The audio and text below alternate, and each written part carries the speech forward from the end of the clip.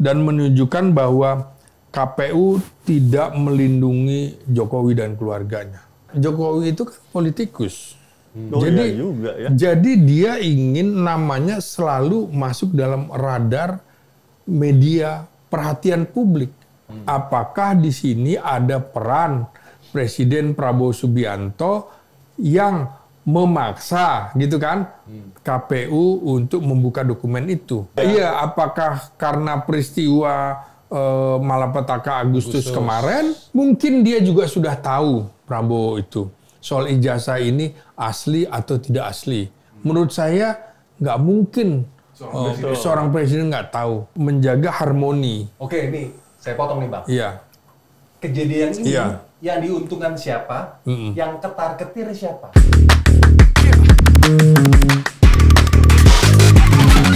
Bang, ini sebetulnya gua sama Putra males sebetulnya bahas topik ini nih Bang. Cuman nih gua menarik nih. Terakhir perkembangan si kalau nggak salah siapa itu Bona siapa itu dapat kopi ini Bang. Kopi ijazah dari KPU. Dari KPU. Nah, analisa Abang ini gimana? Ini kok jadi makin seru nih. Nah, jadi kalau ngelihat isu ini, tentu publik akan melihat apakah ini sinyal KPU menyerah, kan gitu ya? Menyerah pada tekanan publik, satu. Kedua, spekulasinya apakah memang pemerintahan Presiden Prabowo Subianto mendorong agar isu ini dibuka kembali secara terang benderang, kan gitu ya spekulasinya. Spekulasi. Ketiga, tentu pertanyaan yang muncul adalah kenapa tiba-tiba KPU menyerahkan dokumen fotokopi yang diduga ijazah Jokowi itu kepada Roy Suryo dan kawan-kawan. Kenapa Bang? Udah setelah sekian lama, kenapa baru sekarang? Kenapa tuh Bang? Nah, juga, ya ini menarik karena isu ini betul-betul bukan lagi isu hukum nih, tapi isu politik di mana semua pihak menunggangi. Semua akan menunggangi kepentingan ini untuk keuntungan politiknya. Oposisi misalnya, kesempatan bagi dia menjadikan Jokowi dan keluarganya sebagai musuh bersama akan meningkatkan dia, akan terus mendapatkan perhatian dari publik. Ya, Jokowi juga bisa memanfaatkannya sebagai flying victim, orang yang dizolimi terus-menerus gitu kan. Nah, Prabowo juga sebagai penguasa baru tentunya akan juga meraih keuntungan dari situasi ini.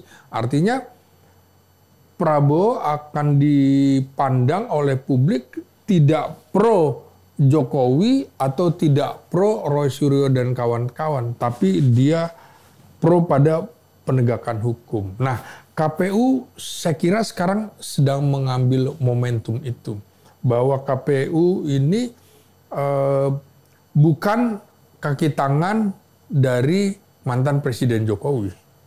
Karena selama ini dikesankan seperti itu. Kok lu nggak mau sih menjelaskan di mana dokumen itu? Kok tiba-tiba di dalam webnya KPU data Jokowi hilang? Sementara data calon presiden dan calon wapres yang lainnya ada. Nah, itu kan menimbulkan spekulasi bahwa KPU ditekan oleh kelompok bekas penguasa, dalam hal ini Jokowi. Itu spekulasi kalau dari sisi politik seperti itu. Saya tidak masuk ke ranah hukum bahwa ini ijazah ini asli atau palsu. Bukan kewenangan saya dan bukan ilmu saya di situ. Saya tapi menganalisis secara politik gitu. Betul Bang. Ya. Kita juga tadi kan sempat ngobrol-ngobrol bahwa kita ingin berada di tengah nih, memberikan pencerahan. Betul. Tidak ikut di grup, ya artinya pendapat Pak Roy Suryo dengan kawan-kawan, atau grup Pak Jokowi dengan kawan-kawan. Jokowi mania ya. Iya. Kita nggak ikut lah. Nah, kita ingin sebagai orang netral nih Bang. Iya. Rakyat kebanyakan ya kan. Yang masih bingung nih, yang benar, yang kiri atau yang kanan nih. Iya. Perspektif orang awam sebagai abang misalnya sebagai orang akademisi gitu ya. Melihat persoalan ijazah palsu ini, dugaan ijazah palsu ini, bagaimana menurut abang? Pencerahan juga sekaligus nih buat milenial Gen Z supaya nggak ini Bang, kena disinformation bomb, ya kan? Ya artinya sekarang dengan menyerahkan dokumen itu, yang saya tangkap KPU memang betul-betul berhati-hati sekali dalam menjawab pertanyaan publik, keraguan-keraguan publik. Nah dia tentu saja ada bebannya. Sebagai lembaga negara, KPU kan harus netral. Ya kan? Netral, tidak boleh berpihak kepada Jokowi dan tidak boleh juga berpihak kepada Roy Suryo. Kan seperti itu. Beban netralitas itu harus dia keluarkan sekarang. Sudah waktunya menurut saya, karena gini, memberikan salinan dokumen itu nggak main-main. Setelah sekian lama KPU membiarkan kasus ini dan dianggap KPU cenderung berpihak kepada kubu Jokowi. Tapi dengan menyerahkan dokumen itu, sekarang ada yang mengatakan KPU berbalik mendukung Roy Suryo dan kawan-kawan. Tapi padahal kan nggak gitu kan? Padahal nggak gitu. Jadi kan perspektif orang ya. Paling tidak menurut saya ini membuka cakrawala untuk diteliti secara akademis. Karena ini adalah dokumen negara, harus dibaca, harus diteliti secara akademis. Kalau perlu nggak apa-apa menghadirkan pihak internasional untuk juga membedah apakah dokumen ini asli atau tidak. Ini kan malu dong Bang. Iya. Dugaan mantan presiden gitu, tapi ijazahnya masukin dibedah sama negara lain. Ya nggak apa-apa juga. Oh gitu ya Bang. Ini kan harus, ini dokumen negara. Jangan lagi dianggap ini dokumen pribadi. Karena ini kan memang dokumen negara. Dengan undang-undang keterbukaan informasi, apakah ini harusnya sudah menjadi ranah publik ya Bang ya? Ya tadinya yang kan tidak bisa disembunyikan. Dianggap dia melindungi dokumen dengan alasan dokumen pribadi, kan gitu ya. Sekarang pernyataannya sudah bahwa ini dia dinilai KPU dinilai sudah melakukan verifikasi secara terbuka, tapi kepada pihak yang meminta. Bukan langsung kepada publik dia sodorkan, kan enggak. Dia memberikan validasi dan verifikasi kepada pihak yang meminta. Nah jadi ini sudah bagus menurut saya langkah KPU sehingga pihak Roy Suryo dan kawan-kawan tidak lagi merasa ditutup aksesnya. Nah, jadi ini bagus saja menurut saya. Jadi tekanan publik menurut saya juga ini membuat KPU hati-hati. Hati-hati kenapa? Ingat kemarin demo di DPR itu kan. Salah satu kritiknya adalah kritik terhadap lembaga negara. Baik itu pemerintah maupun parlemen. Dia harus berhati-hati menyangkut kebijakan-kebijakan. Jadi ini betul-betul tekanan publik. Bukan hanya tekanan terhadap oleh Roy Suryo dan kawan-kawan, tapi publik juga meminta udah terbuka aja deh daripada ini nggak jelas. Betul Bang. Dia kan dibuka aja semuanya. Sebenarnya ini pertanyaan sederhana. Kalau benar ijazahnya, sekali lagi kita netral ya Bro ya. Iya. Ini dugaan ya? Iya. Pertanyaannya sederhana. Kalau memang benar asli, kenapa nggak ditunjukkan aja sih? Case close kan gitu Bang ya? Cuman akhirnya berkembang tidak lagi menjadi suatu pertanyaan substansif, tapi malah ke ranah hukum lah, begitu Bang. Sehingga masyarakat jadi malah ngejar gitu kan Bang ya? Iya, jadi menurut saya sih KPU tidak menyerah ya terhadap tekanan publik, tapi justru KPU merespon tuntutan transparansi formal di dalam membuka dokumen. Apalagi kan sudah selesai Jokowi menjadi presiden. Apapun ini kan harusnya dokumen ini dimasukkan ke dalam arsip negara. Kan gitu. Harusnya sesimpel kan, itu. Iya, sesimpel itu gitu loh. Jadi jangan ada yang nutup-nutupi. Jokowi juga jangan menutupi, buka aja. Nah, setelah berbagai permintaan tuntutan publik minta transparansi kepada KPU, ya KPU membuka ini. Ya saya tidak mau mengatakan KPU menyerah gitu loh. Itu terlalu tendensius menurut saya. Jadi menurut Abang ditutup-tutupi itu karena kenapa, Bang? Apa Pak Jokowi itu pemalu sebetulnya orangnya?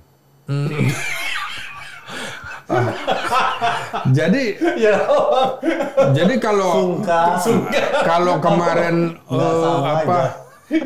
kalau kemarin misalnya lempar buku, lempar kaos aja dipamerkan, kenapa ijazah nggak dipamerkan? Kan gitu. Kan bangga sebenarnya kan? Nah, jadi menurut saya betul-betul ini KPU memilih membuka akses terhadap dokumen tersebut supaya KPU tidak lagi menjadi sasaran. Jadi sasarannya sudah pada orang yang berhadapan-hadapan. Nah, ini berarti bola di tangan mana nih sekarang? Iya, bola di tangan Jokowi dan di tangan Roy Suryo dan kawan-kawan. Udah nggak mau di KPU lagi. Nggak mau dia kemudian menjadi sasaran amuk massa. Ini tadi yang seperti saya bilang, peristiwa malapetaka Agustus itu menjadi pembelajaran bagi lembaga-lembaga. Jangan kemudian abai terhadap aspirasi rakyat yang meminta seperti itu. Dibuka dong, transparansi dong. Iya. Seorang alumni itu biasanya nggak malu sih, Bang. Misalnya kita alumni UI. Kamu alumni mana? UI. Gitu kan. Ini ijazah gue nih. Iya. Nah, kecuali ada. Kalau mana kamu? SUI, sebelah UI. Maksudnya. Iya. Bang, iya, jadi ini betul-betul menurut saya meredakan eskalasi isu ini juga sekaligus, ya kan, meredakan isu dan menunjukkan bahwa KPU tidak melindungi Jokowi dan keluarganya. Jadi bagus KPU. Ya, harusnya kan dari dulu-dulu kan. Harusnya begitu, iya. Harusnya dari dulu-dulu. Kenapa baru ada ya? Apakah karena peristiwa malapetaka Agustus kemarin. Jadi itu sebuah pelajaran loh bagi lembaga-lembaga negara menurut saya gitu. Ini di luar kubu pro kontra, Bang. Kalau dari sudut pandang Abang nih politik nih. Gimana ini ngaruh ke trust Gen Z milenial, Bang, terhadap pemilu dan gelar sarjana di era sekarang ini? Kalau kayak begini nih. Iya, saya kira sekolah apalagi sekarang di era artificial intelijen atau AI seperti ini, orang dengan mudah membuat semacam dokumen, orang membuat dengan mudah sebuah makalah atau segala macam. Ini justru tantangan yang menarik. Kan munculnya isu ijazah ini kan ketika teknologi semakin tinggi, sehingga kecurigaan seperti itu yang dikemukakan misalnya oleh ahli-ahli bahwa ini diduga palsu, kita juga tidak bisa kemudian menuding ini cari gara-gara, enggak juga. Jadi jangan-jangan memang dia punya ilmu. Ini sebuah pembelajaran bagi perguruan tinggi gitu kan. Jangan coba main-main, karena kasus dugaan ijazah palsu ini bukan hanya menimpa di Indonesia. Di sejumlah negara juga sekarang sedang menimpa itu. Karena itu jangan main-main deh sekarang. Makanya syarat untuk rakyat jangan kemudian digecek habis, susah gitu kan. Untuk menjadi syaratnya S1, tapi syarat untuk menjadi presiden atau anggota parlemen cukup SMA. Itu kan juga melecehkan. Wapres ya? Iya, melecehkan. Syarat menjadi. Nah, jadi Bang, izin nanya nih, saya potong, Bro. Abang sebagai akademisi ilmu politik, Bro. Iya. Jadi kan kita ada di ilmu komunikasi politik itu ada teori inoculation theory by McGuire lah. Iya. Saya izin bacakan. Teori ini menyatakan bahwa untuk menghentikan narasi lawan ada strategi bukan membuktikan benar salahnya tuduhan, jadi substansinya itu dilupakan, tapi kita pindahin nih, shifting ke jalur hukum, seperti apa yang sedang terjadi hari ini nih. Iya, iya. Jadi kita sebagai Ilmuwan, akademisi lah, secara akademisi keilmuan itu terang benderang melihat kalau secara awamnya adalah dituduh ijazah palsu, udah tunjukin case close, selesai. Iya, selesai, iya. Tapi harus kenapa menunggu kegaduhan, membawa menarik-narik ke jalur hukum? Nah, secara teori inoculation theory, Abang melihatnya bagaimana nih? Ya, karena Jokowi itu kan politikus. Jadi iya juga ya. Jadi dia ingin namanya selalu masuk dalam radar media perhatian publik. Selalu ada dibicarakan dalam konteks komunikasi politik. Semakin dibicarakan namanya, dia kan harus mempertahankan namanya tetap ada di papan atas, bukan di papan tengah gitulah, apalagi papan bawah. Jadi semakin dibicarakan, semakin menguntungkan dia juga, baik positif maupun negatifnya. Nah ini juga menurut saya yang harus dipahami, apakah kalau dari sisi politik, apakah di sini ada peran Presiden Prabowo Subianto yang memaksa gitu kan KPU untuk membuka dokumen itu. Nah, spekulasi kan muncul kan? Bisa, iya. Bisa. Kok selama ini kenapa enggak gitu loh? Dan kok lo baru sekarang berani? Kok baru sekarang berani gitu. Nah, jadi ini memang spekulasi. Tentu saja menurut saya ada kepentingan Presiden Prabowo. Dia tentu ingin menjaga harmoni. Oke, nih saya potong nih Bang. Iya. Kejadian ini Iya. yang diuntungkan siapa? Yang ketar-ketir siapa? Oh. Yang diuntungkan dulu. Yang diuntungkan Presiden Prabowo Subianto. Oke. Yang ketar-ketir pasti Jokowi. Apalagi kalau ya misalnya, kalau, iya. nah kalau terbukti palsu itu habis. Jadi terjadi delegitimasi terhadap tokoh Jokowi dan keluarganya. Orang nggak akan percaya lagi ijazah Jokowi, ijazah istrinya, ijazah anaknya. Bahkan delegitimasi. pemerintah pun akan terkena delegitimasi, saya Iya. pikir ya. Jadi karena ini penegakan hukum nggak jalan. Gitu. Iya, jadi ini delegitimasi yang menguntungkan siapa? Lawan-lawan politik Jokowi. Termasuk siapa? Partai politik yang berseberangan dengan dirinya. Presiden Prabowo pasti dia mendapatkan keuntungan karena dia kan berusaha menjaga harmoni. Ya. Dia dianggap orang yang memperhatikan stabilitas. Kalau dia membuat statementnya gini misalnya, udahlah Pak Jokowi, akui aja. Kalau memang palsu, akui aja. Kan enggak. Dia enggak bicara eksplisit seperti itu. Jadi saya membaca pertemuan Presiden Prabowo dengan Jokowi tanggal 4 Oktober ya, satu hari menjelang Hari TNI itu. Di Kertanegara itu kan tidak biasa. Biasa pertemuan dilangsungkan di Sumber, di Solo. Atau di Hambalang. Tapi ini di Kertanegara. Ya. Kertanegara sore, petang, atau malam begitu kan, selama 2 jam. Tanpa statement resmi dari istana maupun dari Jokowi bahas apa. Kan statementnya hanya, ini silaturahim biasa. Semakin ditutupi, pembicaraan 2 jam antara 2 tokoh simbol politik yang pernah memimpin bangsa ini, pasti membicarakan sesuatu terkait dengan dinamika politik. Apalagi ini, publik akan membacanya kan hanya beberapa hari setelah KPU membuka ini. KPU membuka ini dan juga tiba-tiba ada suara dari Singapura, ada suara dari Australia terkait dengan ijazah Wapres Gibran.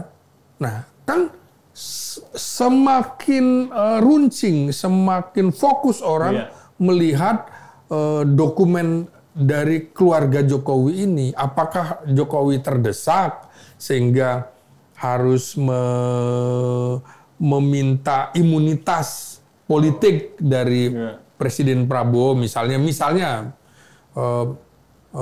mengakui bahwa ini saya terdesak atau tolong saya jangan dihukum seperti dinepalkan misalnya seperti itu bisa aja bisa ini spekulasi kan tapi yang menarik adalah kok di sore atau petang itu datang besoknya tidak datang di 5 Oktober kan gitu Pemanasan katanya beliau Pak. Nggak mau kepanasan alasan kesehatan ya Nah, jadi menurut saya yang harus dibaca juga bagaimana peran Prabowo di dalam kasus dugaan ijazah palsu ini itu menarik disimak, dianalisis secara Kalau politik. kita ngomong power tadi itu Bang, mantan presiden berkunjung ke Kertanegara presiden yang sekarang ini tanpa diundang loh itu Bang, iya kan?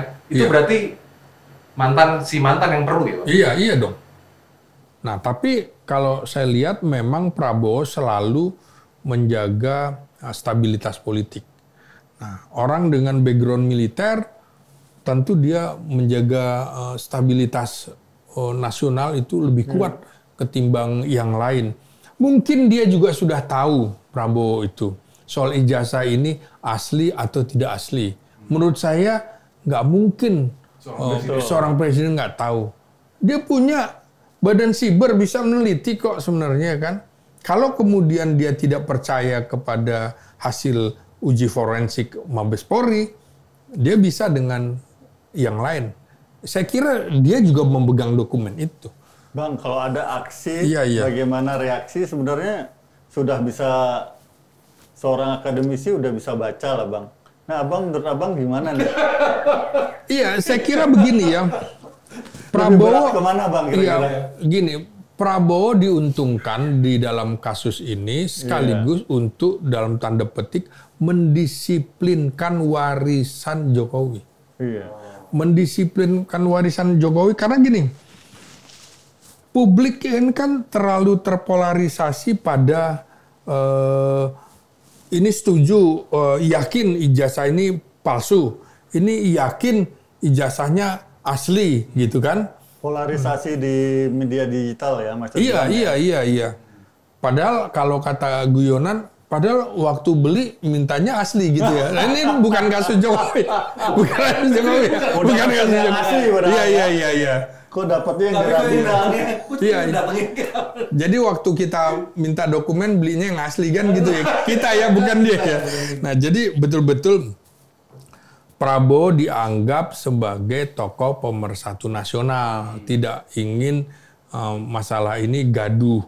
Jadi bisa-bisa memang kasus ini justru menguntungkan Prabowo untuk menyandera. Itu tadi warisan keluarga Jokowi. Gua buka loh kalau gini. Malah bisa menertibkan ya? Bisa. Jadi mendisiplinkan. Jadi dengan bahasa yang lugas, biarlah hukum bicara, kan gitu ya, biarlah hukum bicara, saya tidak ikut campur. Nah kalau dia mau ikut campur, begini caranya. Gue tahu lu gunakan ijazah palsu 2014, 2019 waktu lawan gue. Mestinya lu didiskualifikasi. Nah, gue kalah 2 kali. Gue kalah 2 kali. Gitu. Ya kalau mau kan begitu. Tapi Prabowo tidak. Dia menjaga harmoni, dia bilang, biarlah hukum yang bicara. Nah, ketika hukum bicara, ada juga yang ketar-ketir itu tadi. Ya, Jokowi ketar-ketir. Karena Prabowo kan sebagai presiden punya infrastruktur, punya suprastruktur. Makanya Jokowi aman ketika 10 tahun karena infrastruktur dan suprastrukturnya menjaga. Kalau memang itu palsu, dia jaga. Kalau dia asli, dia juga turut dijaga. Nah, seperti itu. Makanya publik berani mengutak-atik setelah tidak menjabat. Nah, apakah situasi ini akan menjadi seperti pengamat bilang adalah siapa mengkontrol siapa? Ini menjadi game changer nih.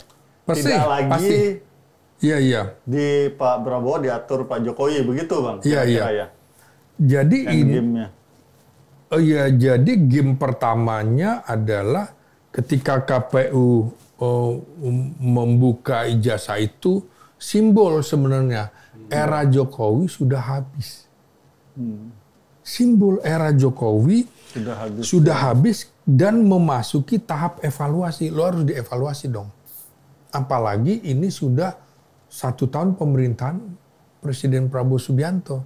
Jadi ini dilakukan sepertinya semua nahan diri nunggu momen Oktober. Momen 1 tahun pemerintahan Presiden Prabowo. Jadi inilah waktunya mengevaluasi mantan presiden yang sebelumnya. Ini bacaan politik saya ketika KPU membuka. Saya sih cukup setuju dengan langkah-langkah Pak Prabowo yang diambil untuk seluruh kebijakan, walaupun di sisi lain seperti memiliterisasi pejabat-pejabat ya Pak. Iya. Bang, jadi kita baca sedikit statistik dengan demografi penduduk Indonesia itu. Hanya 10% Bang yang berijazah sarjana. Diambil lagi nih, yang sudah sarjana dan punya pengalaman tuh berapa sisanya? 5% bro. Terus 5% itu apa semua mau jadi pejabat publik dan apa karyawan segala macam? Dikurangin. Kebanyakan 2% jadi pengusaha Bang. Pilihan kita hanya 3% nih. Sipil yang bisa ditaruh di pemerintahan atau BUMN atau apa yang terafiliasi lah. Jadi mau nggak mau ya militer pilihannya. Di balik ada kontra yang bilang terlalu militerisasi sekarang kan? Militeristik. Kontra lah gitu. Kontra ya. Cuman nggak ada pilihan sepertinya Bang. Iya. Apakah ini ada hubungan dengan rangkap jabatan gitu? Iya. Sekarang yang saya amati ya di Amerika, Inggris, Prancis, Rusia, di tengah geopolitik yang tidak aman-aman saja, sekarang mereka tidak mau lagi mendikotomikan sipil militer. Nah, bagus. Tapi yang penting untuk kepentingan bangsa dan negara yang lebih baik. Kalau memang militer yang mampu, monggo. Kalau sipil yang mampu, silakan.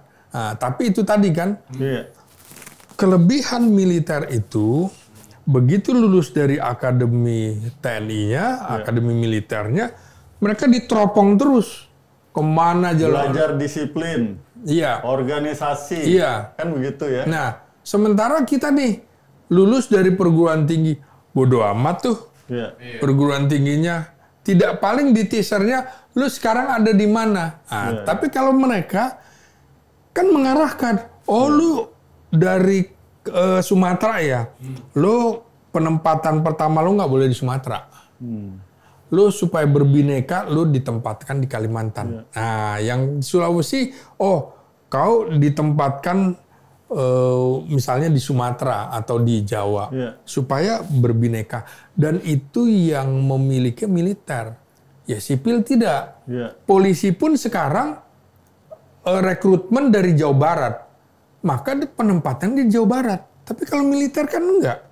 Anda rekrutmen dari Papua, penempatannya di luar Papua. Begitu. Nanti kalau udah perwira baru dikembalikan. Nah, kalau dari situ, kan artinya secara sila ketiga, itu mereka lebih siap untuk menjadi betul-betul orang Indonesia yang memahami kebinekaan itu. Militer jadi oke aja sebenarnya selama basisnya meritokrasi ya. Betul. Keterampilan, prestasi, capability, no problem ya Bang ya. Ya, tapi tidak boleh organisasi militer itu tidak ada layar di atasnya. Harus tetap diawasi. Di dalam kerangka supremasi sipil, tetap. Presiden kan simbol supremasi sipil. Presiden nggak boleh militer aktif kan, harus.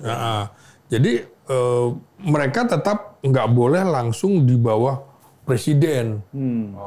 Jadi makanya kan sekarang di bawah Kementerian Pertahanan. Nah, tapi yang coklat itu?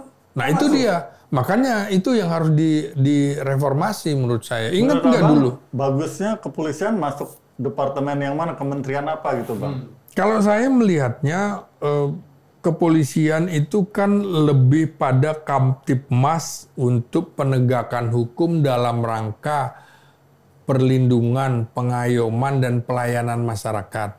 Lebih ke fungsi hukum. Jadi Lebih harusnya fungsi. di bawah Harusnya menurut saya idealnya dia di bawah Kementerian Hukum.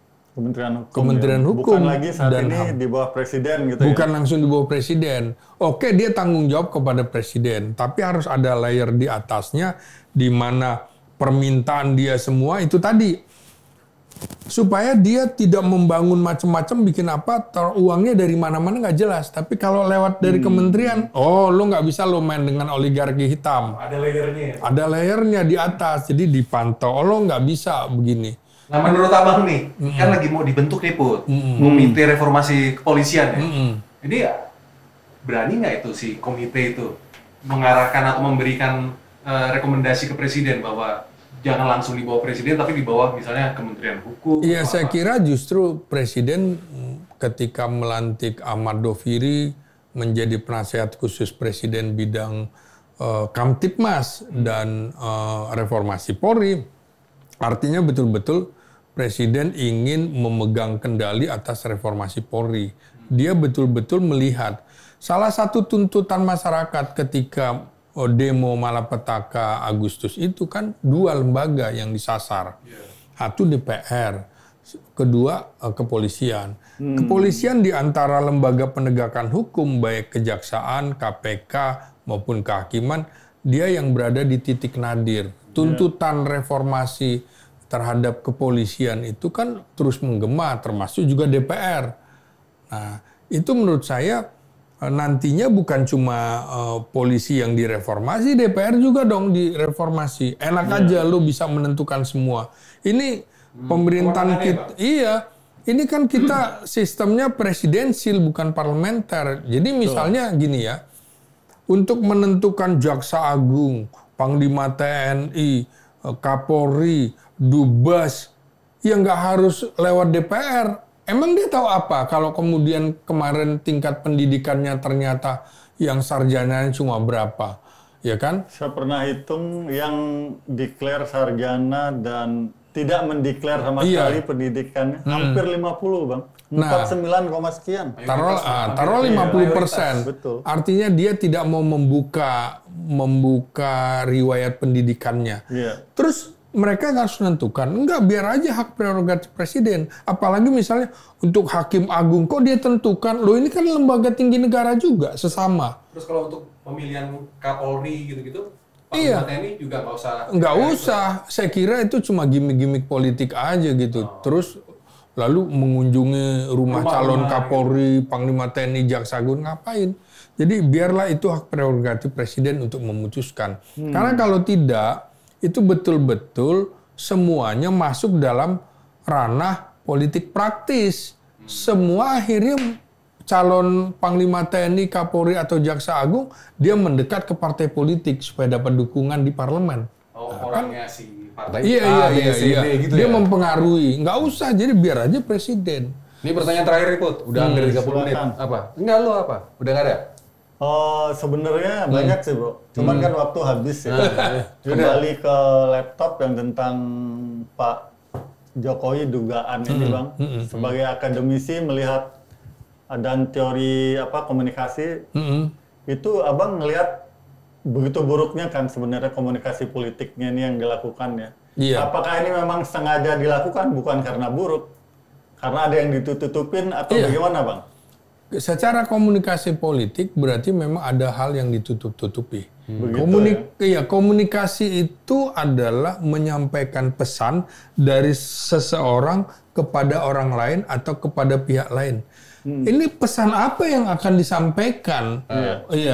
Ketika kemudian tidak mau membuka sebuah dokumen, biasa aja, sama dengan benar nggak kau tinggal di Kebayoran Baru? Buktikan, kasih aja KTP. Nah, Lu seperti itu. ijazah, lu palsu bro, lu apa lakuin? Kurang ajar nih. Nah, Gitu begitu, kan, ya kan? Nah, besok, Iya, harusnya begitu. besok gini misalnya, Bung Putra lagi bawa mobil di stop polisi, minta SIM, nggak mau ngasih, kasih fotokopi aja, nggak bisa Pak asli, Nah, nanti lo itu aja nggak mau, kan nggak ada dicontoh, ya kan? Oh malah enak dong nanti ada itu aja yang nggak mau. Terus kalau bilang, oh berarti SIM Anda palsu, kamu dituntut nanti pencemaran nama baik, lu kan jadi ribet. Apa sih susahnya? Benar. Nah, jadi secara komunikasi politik, publik sudah menyimpulkan siapa sebenarnya yang persoalan itu. Siapa?